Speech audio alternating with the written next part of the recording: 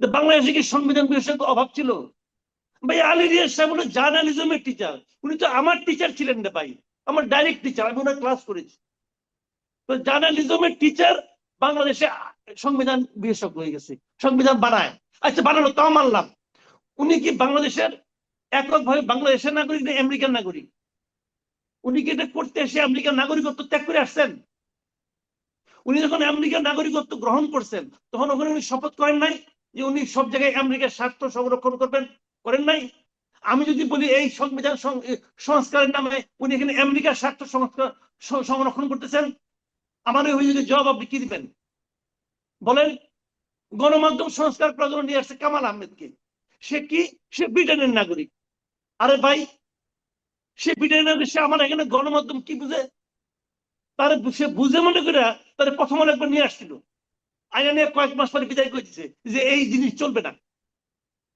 ভাই বাংলাদেশকে বুঝতে হবে, বাংলাদেশের মাটির ঘ্রাণকে নিতে হবে, বাংলাদেশের মানুষকে বুঝতে হবে, তবেই আপনি সংস্কার করবেন, সেটা যে সংস্কারে আপনি করেন না কেন।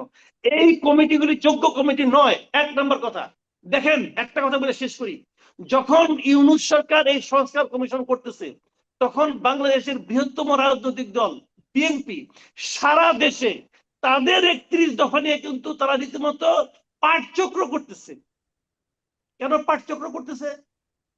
কারণ তারা সমান্তরাল ভাবে তাদের সংস্কার কর্মসূচি নিয়ে অগ্রসর হচ্ছে।